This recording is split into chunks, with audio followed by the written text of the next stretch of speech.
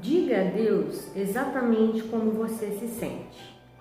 Derrame seu coração perante Ele.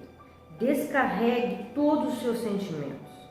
Jó fez isso quando disse: "Por isso não posso ficar calado. Estou aflito. Tenho de falar. Preciso me queixar, pois o meu coração está cheio de amargura."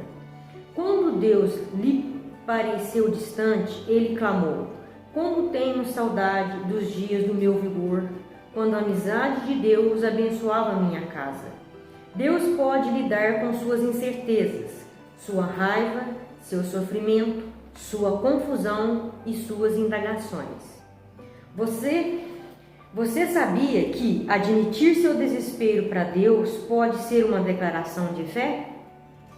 Confiando em Deus e sentindo desespero ao mesmo tempo, Davi escreveu: "Crie, por isso falei.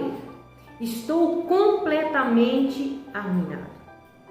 Isso parece uma contradição: confiar em Deus, mas se sentir destruído. A fraqueza de Davi, na verdade, revela uma profunda fé. Primeiro, ele acreditava em Deus. Segundo, ele acreditava que Deus ouviria sua oração. E terceiro, ele acreditava que Deus o deixaria dizer como se sentia e ainda assim o amaria. Concentre-se em Deus. Concentre-se em quem Deus é, sua natureza imutável. Independentemente das circunstâncias e de como você se sente, apegue-se ao caráter imutável de Deus. Lembre-se daquilo que é eternamente verdadeiro a respeito de Deus. Ele é bom, Ele me ama, está comigo e sabe por que coisas estou passando. Ele se importa e tem um bom plano para a minha vida. Raymond Ed disse: "Nunca duvide na escuridão do que Deus lhe disse na luz." Quando a vida de Jó se desfez e Deus permaneceu em silêncio, Jó ainda achou os seguintes motivos para louvar a Deus: Ele é bom e amoroso. Ele é todo-poderoso. Ele repara em cada detalhe da minha vida. Ele está no controle. Ele tem um plano para a minha vida e Ele vai me salvar. Confie que Deus cumprirá as promessas. Em tempos de seca espiritual, você deve confiar pacientemente nas promessas de Deus e não nas emoções. Deve perceber que Ele o estava levando a um nível mais profundo de maturidade. Uma amizade baseada em emoções é, na verdade, frívola. Então, não fique preocupado com os problemas. As circunstâncias não podem mudar o caráter de Deus. A graça de Deus ainda está a plena força. Ele ainda é a seu favor, mesmo que você não possa senti-lo. Na ausência de circunstâncias confirmativas, Jó se apegou à palavra de Deus. Ele disse: "Não me afastei dos mandamentos dos seus lábios. Dei mais valor às palavras de sua boca do que o meu pão de cada dia." Essa confiança na palavra de Deus fez que Jó permanecesse fiel, ainda que nada fizesse sentido. Sua fé foi forte em meio à dor. Embora ele me mate, ainda assim esperarei nele. Quando você se sente abandonado por Deus e mesmo assim mantém sua confiança nele, a despeito de seus sentimentos, você o está adorando da forma mais profunda. Lembre-se do que Deus já fez por você.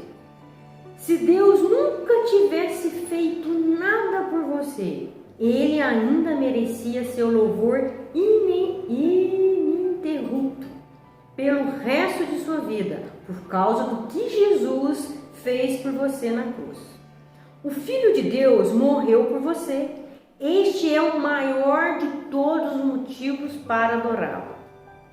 Infelizmente, esquecemos os detalhes cruéis do torturante sacrifício que Deus fez a nosso favor. A familiaridade traz a complacência. Mesmo antes de sua crucificação, o Filho de Deus foi desnudado, espancado até ficar quase irreconhecível, açoitado, ridicularizado e escarnecido, coroado com espinhos e cuspido de forma humilhante, ultrajado e ridicularizado por homens desalmados. Ele foi tratado pior que um animal. Então, quase inconsciente pela perda de sangue, ele foi forçado a arrastar uma cruz colina acima.